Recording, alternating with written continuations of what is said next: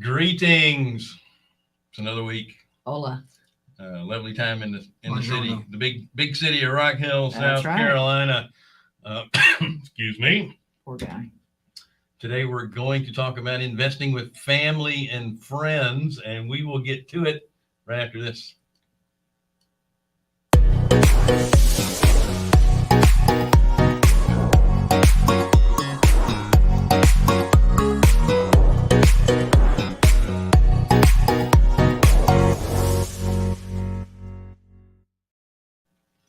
Hello, and thank you for joining us for another episode of Real Estate Investor Show. We forgot the name again. That's what happens when you're over 60. Hard money for real estate investors. We are Carolina Capital Management. We are private lenders in the Southeast for real estate professionals. If you have a project you would like us to look at, please go to carolinahardmoney.com and click on the Apply Now tab. If you are a passive investor looking for passive returns, go to the Accredited Investor tab. Don't forget to like, share, subscribe, hit the bell. And don't forget about Wednesdays with Wendy.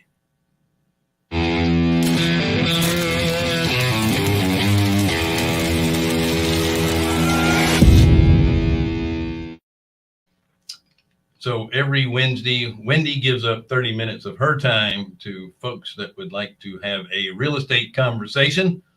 The link to her calendar is over in the chat, which is to the right or underneath your screen, depending on the platform you're viewing us from. She's usually booked up a couple of months in advance, so get on now. Sometimes I just come into the office. Yeah, well, that's what happened yesterday. Yeah. It was awesome. So apparently, since I don't allow people to talk here much, Wendy has to go out of town to do most of her talking. So we have a few events coming up right after this.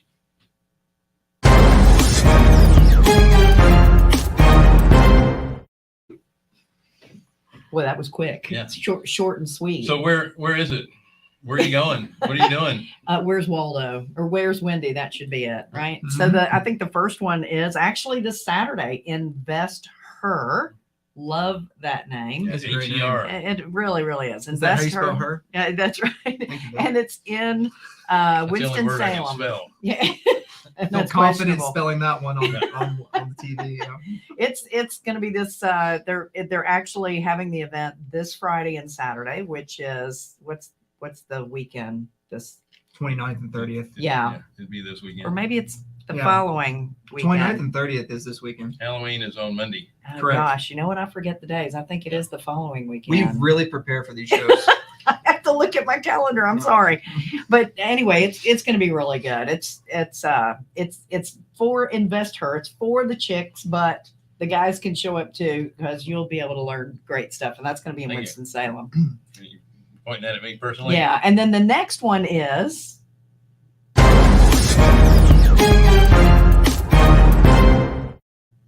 QuestCon. yeah, QuestCon. So we love Quest And IRA. this is about the future, so you have to have your crystal ball. That's right. And here's an opportunity for you to save $15 on the event. It is online. They call it a live event because it's going to be on Zoom Live, but you will be able to get a discounted ticket to get on there. It's going to be great. If you attended the Quest event that just occurred, what was it? Maybe a month ago. Yeah. It was fantastic. Great group of people. Almost 1,000 people were there. Yeah. The speaking was incredible. And it's going to be similar to that, but online. So I'm really looking forward to it. I don't think they've done one similar to I this still want it online. to be all about me. Yeah. But I'll be speaking on a panel called Be the Bank. Thanks. So that'll be really good. Mm-hmm. And do And we have any other?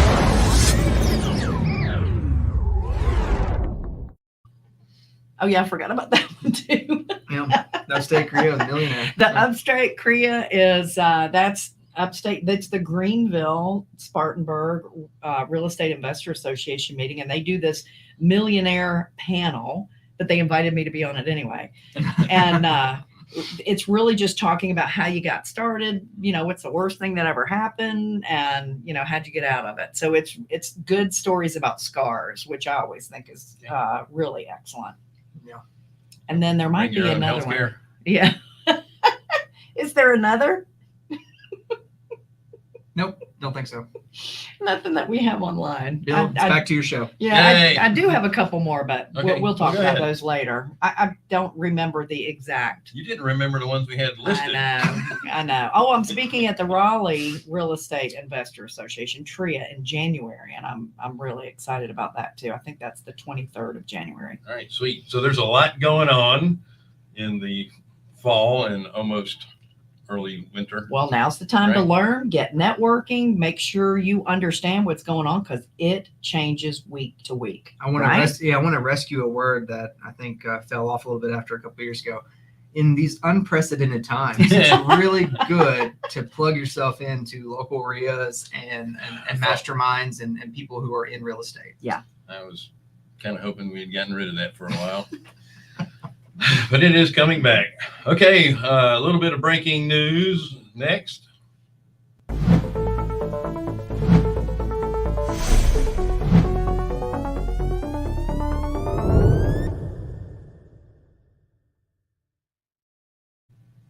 Okay, this was a nice little headline on Fox Business, and the headline was that home prices are going to drop 20% in the next year. And this was Alan Shepherdson, which is Ian. Shepherdson. Oh, Alan, yeah, Ian Shepherdson. I was confused with the last name. No worries. You want me to read it for you? No, chief economist of Pantheon Microeconomics said in an analyst note published last week that really for the first time since 2001, because interest rates have gone up to 7%, he anticipates that home prices will plunge 15 to 20% next year. So and I thought about that, and first I was a little ill because I thought that was kind of dramatic, but Yeah, well, I mean, it gets a lot went- of clicks, doesn't it? yeah, no, that's true. And this was actually on the Fox Business channel too, so it was just taken from one of their segments. But I did a little research, and I'm sure Don can attest to this as well. Our upcoming guest, by the way, who we haven't mentioned yet, so I've You just spoiled did. the surprise. You just did. I went and I looked at my home at the peak of 2018. Yeah. 2018, the highest point at 2018. And then I went all the way to what it's valued now. Mhm. And I reduced that value by 20%. It's still higher than 20. And it was still 40% higher than it was in 2018. Yeah, that's not Now, a bad fall. And if I take the 5 years, let's say we lose 20%, and I take the 5 years where it's still up 40%, that's an 8% a year appreciation for the last 5 years. Which is still The better than average average. appreciation since the 50s has been 3.5. Yeah. It's almost 3 times. Yeah. So it's okay to listen. There are some people that are going to feel pain from a 20% reduction, like the person who just bought the house last week. And needs to sell. Yeah. Right. That said, I'm not sure I subscribe to that, but I'm we with need you. to we need to have a correction, because what we had was unsustainable. And even if it does drop 20%, we're still 40% ahead in most. And of There's- course, it has to do with the market. there's too many variables. Area. I mean, I'm just saying it's not as bad. what we're seeing right now is like the lack of inventory is increasing prices, but the rates are like it's like a tug of war right now, and they're still appreciating. Yeah. I mean, I think we're between 8 and 9% on appreciation Yeah. still. I mean, unless inventory increases or rates, jump to 14%. I mean, Yeah. I think you're going to have something a little more extreme than what we're experiencing right now. And that's year over year through the end of September. October, once we get those numbers out, I think we're going to see a little difference, but not much, not a whole lot. And Brian Max, even if the market does drop, you don't lose money unless you sell. There you go, Right. buddy. Excuse me. You Or unless okay? you're trying to get a big cash out refi, and now you're not getting as much money as you thought. That's Yeah. right. Let's Let's anyway, get Dawn in here. I don't want to miss out on him. We Yeah. only got 15 minutes. okay. So introducing. I would love that. Good. So, folks, not only is this guy just incredible in his industry, he's a real estate agent, a real estate investor, He got me out of a problem. a lender. He's a lender as Yeah. well. He is just a stellar stand-up human being and a dear, dear friend. And I just want to welcome Don Harris to the show. Welcome, Don.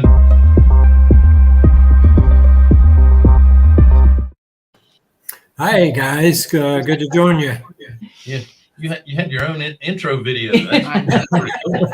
Hey, you're lucky. Most people don't get on the show until at least 20 minutes in. That's so. right. I had to get Billy to pause. Yeah. Well, the good thing about that, it doesn't leave much time for me to stumble on myself. So Oh, don't worry. You know, it's a change of pace. You stumble on yourself as opposed to Bill doing it. So Don, our theme has been this month a couple of things, but we're kind of focusing in on investing with family and friends. I understand that you're doing investing with your kids, your wife, other friends, and you're basically helping them with their IRA investing through real estate. Can you give us an idea what it is you're doing with that? yeah, I'll try to give the Reader's Digest version of that, but that is what we're doing. I'm a real estate agent by day, and then I'm an investor by night. Is typically how I say that. And an investor, I strictly loan money as a private lender. Now, sometimes we do that in conjunction with like your company, and we partner on a note with you. But most of the time, it's family and friends. We have a lending opportunity. And so my wife and I, we have 6 different self-directed IRA accounts, and we cobble those accounts together. And in the last 2 years, I've introduced my daughter to this lending as investment in a self-directed IRA, and many times she will be involved in our lending as well. Awesome. Now, I've been blessed to be one of your borrowers for my personal investments as well, involving your wife and your daughter. And what I really, and I've been bragging on you to so many other people, is what I really love about you is that you don't let your money sit idle in between deals. You have the next one queued up when you know you're about to get paid off on the one you're already in. And how are you keeping up with that? What does that look like for you? That's a great question. It's the same story that Sue was saying last week, that idle money is not working money. And the good thing about investing as lending is that your money's working for you 24 hours a day. While I'm sleeping, it's still earning interest. That's And right. so I don't like lazy money that's not working. So we are, I network at a lot of the same events that you all do, and talking to investors who are building new homes or flipping homes or a buy and sell opportunity that you're helping another family with. And so I've always got my feet on the street listening to opportunities and then qualifying the people that I may potentially invest with. And then when they have a transaction, typically I'm being pitched transactions on a pretty regular basis. So if the same that I've heard you say, you need to have a handful of lenders that you work with, especially if you're dealing with private lenders.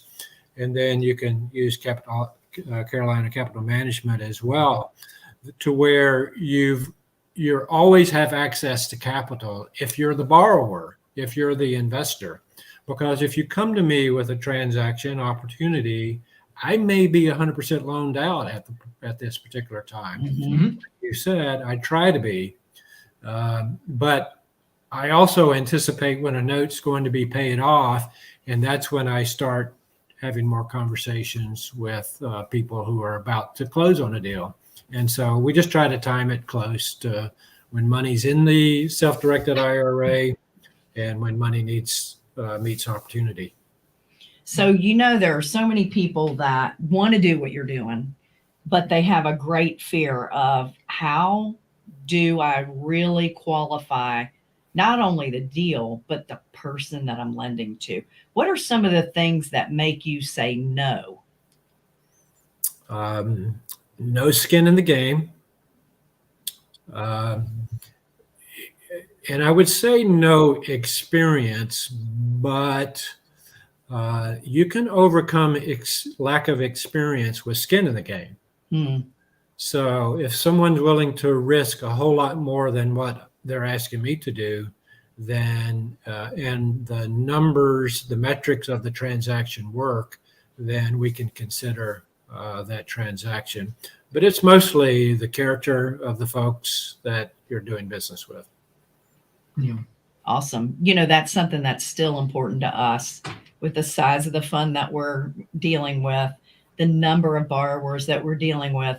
Character is still number one for us as well. It's always character, number one, and then you look at the transaction, and it turns out to be repetitive people. Mhm. Right. The good people borrow money, do a transaction, make a lot of money, pay a little bit of interest, and then do it again. And so that's the majority of our transactions. It's on rinse and repeat.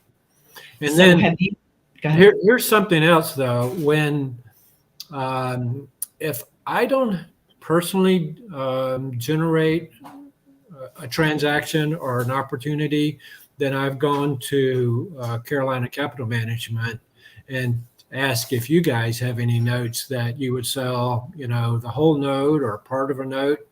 Many times I've invested in notes with you guys, and that takes capital that is sitting on the shelf and puts it to work, instantly. And that's where somebody who wants to start, that's a great place for somebody without any experience who wants to lend, is to take a piece of a note that you guys may have.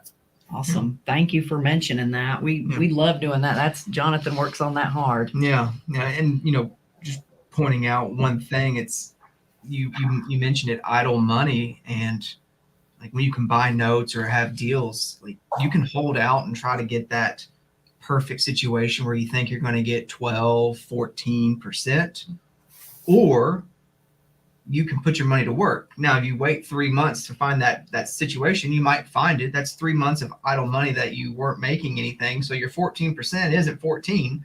That's right. So it's getting it working, and sometimes not sometimes, all the time, working money is better than not working money. So we completely agree with you on that.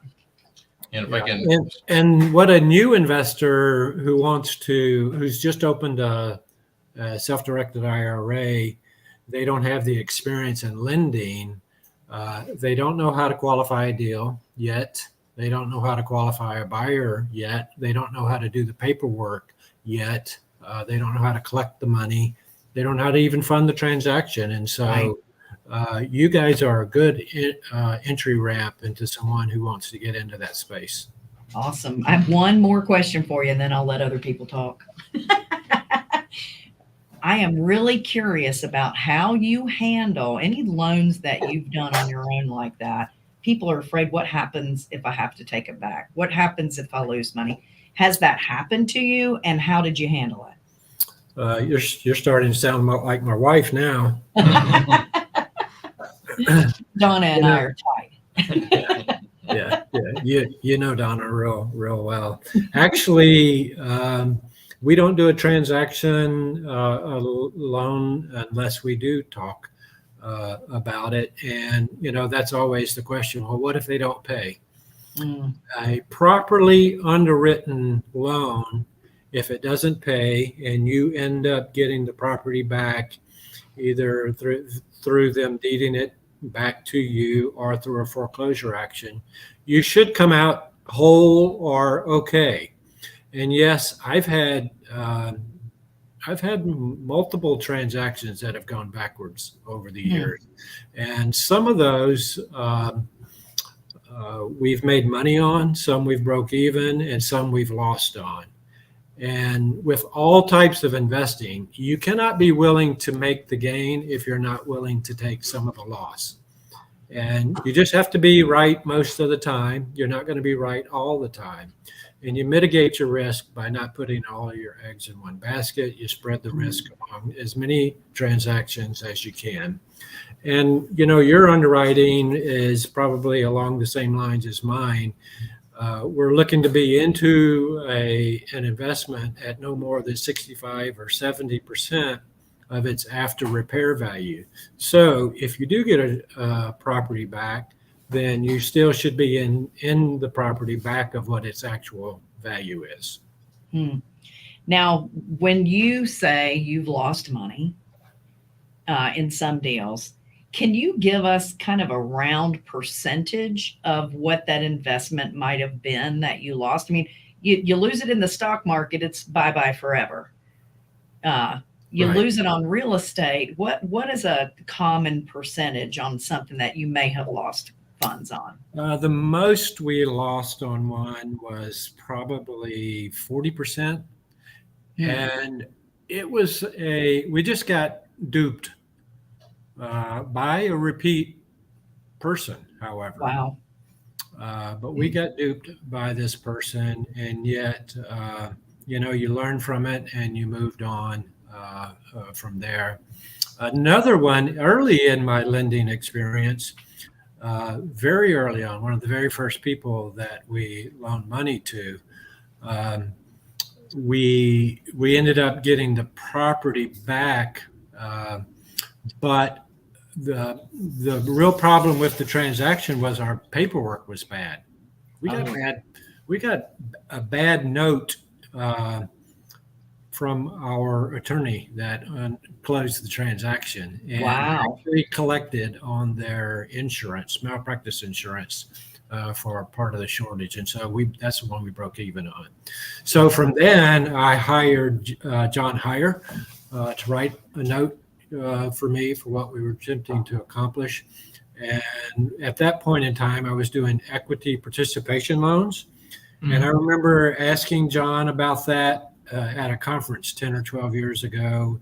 And he said, that is an intriguing idea. Send me what you're trying to do. He investigated it, did the research, wrote the note, and then sent me the bill for writing that note. And then since then, on his trails around the country, he sold that idea and sold that note hundreds of times.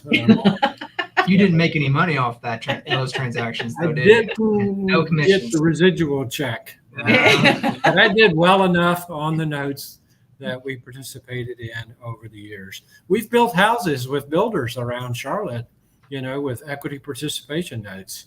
That's and just awesome. shared in the equity. Win, lose, or draw. Right. So if you're willing to make it, you've got to be willing to lose it. That's and right. So when you do equity participation, it's win, lose, or draw. Well said. Well Well, said. it seems a shame to have him on here and not ask him what he's seeing in the local market Yeah, because right you now. are in tune. So kind of give us a, Give us your crystal ball, your current. what are you what's seeing happening out there? and then your crystal ball. Yeah, as a real estate agent, I was kind of cringing when Bill was going through that 20% drop in the market that he was explaining there. I don't see that happening in the Charlotte market. There may be some markets that are extremely overpriced and have bad politics and have bad economies as a result of that people are fleeing from, and their prices could very well drop. In the Charlotte area, our job growth is still so strong and is projected to be so strong to where the rate of increase has drastically reduced, but I still think we will get that 3 to 6% year over year increase in value. We're just used to, we got really spoiled with the 10 to 20 in the last couple of years. That was a unique period of time. Sure. And so that's probably never going to happen again in our lifetime. But if we just get, 3% year over year as the standard, what is historically done in real estate, then that's a great return. We're approaching the $400,000 range for an average price now. That 3% is on the $400,000. So even if you've only put, 10% down on the property, 40,000, and it goes up 3% next year, what's a $12,000 return on a $40,000 investment? Pretty good. I might have to take my shoes off to do the math, but I think those are pretty good numbers. And people forget that the rate of return is on the whole pie. Unless you're just a cash investor and you're doing a cash on cash calculation. Right. Let's see, let me figure that I'm out. optimistic. The business has slowed down, but I'm optimistic with the current interest rates has slowed the market down. But next year, people still have to do real estate transactions due to life. Diapers, diamonds, death, divorce, default, all still happen. And so that's still, those alone will be 4+ million in transactions next year. Yeah. And then you add on people who just want to move. So, I have to say, I had to explain this to someone the other day. When these people are talking about 10 or 20% plunges, there's a lot of people that are like, if I list it for X and I get 10% less than what I listed it for, the market's falling 10%. No, that is not the definition of a plunging market. That is the definition of, buyers having more power in the market and a market, neutralizing. Like, just because you list it for something and you get 10 or 15% less than what you listed for it as an offer, that's not a plunge. That's right. So just want to make sure people understand that. It's nice that people are able to actually negotiate now. Yeah, it's a good thing. Right. The market is balanced back to the buyers in the buyer's favor, more favorable. The buyers have been abused the last two years. To say the And least. most real estate agents are glad to see the market balancing out. Yeah. So that's my day job, and then lending money and investing is my night job. Well, not only are you an incredible lender, but you are a kicking real estate agent as well, real estate broker. You've sold several houses for us over the past few years. That one in Concord, he saved me on that one. You really are. There's people that are real estate agents, and there's people that take it seriously and really understand their market and really care for whoever their buyer or whoever their seller may be. And you take it to the extreme. And I cannot promote you enough on that.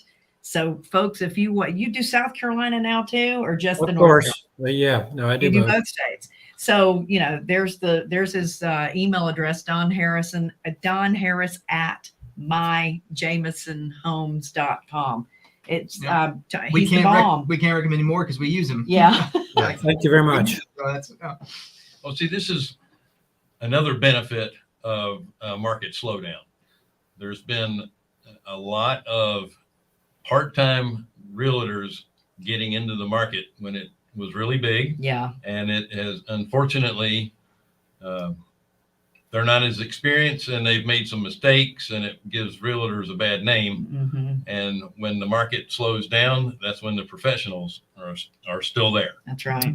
It's still a complicated transaction. Yes. And I never appreciated what a realtor could do for someone until I became one. Right. And I had bought hundreds of properties prior to that point, and yet I was clueless. And so I do know it's a valuable service, and I have a good time doing it, enjoying doing it with family and friends like you guys. So thank you very much. Well, there's a lot that can go wrong, and you are so great at nipping things in the bud to keep things like that from happening. And we're grateful to you for what you've done for us, not only as a real estate agent, but also as a lender. So keep that coming. You can picture me on a show anytime if you're going to brag and talk. That's right. Well, the truth is the truth. Well, I have to mention this. I did see a post on Facebook that you put up about if that customers that work with you have more money, are better looking, and are much smarter than the average person, based on a survey by yourself. Yeah. Yeah, that is my survey, and those are the facts. Thank you so much for joining us on our Yes. show today, Don. We Thank really y'all. appreciate it. Yeah, Enjoyed it. good stuff. Folks, thank you so much for joining us on the Real Estate Investor Show. Damn, I forgot it again. Hard money for real estate investors. We're going to show the side of Wendy here as I'm doing My this. profile. We are Carolina Capital Management. We are lenders in the Southeast for real estate professionals. If you would like us to take a look at a project that you may have going on, go to carolinahardmoney.com and click on the Apply Now tab. If you're an accredited investor, click on the Accredited Investor tab. Don't forget to like, share, subscribe, hit the bell, and Wednesdays with Wendy. Have a great week.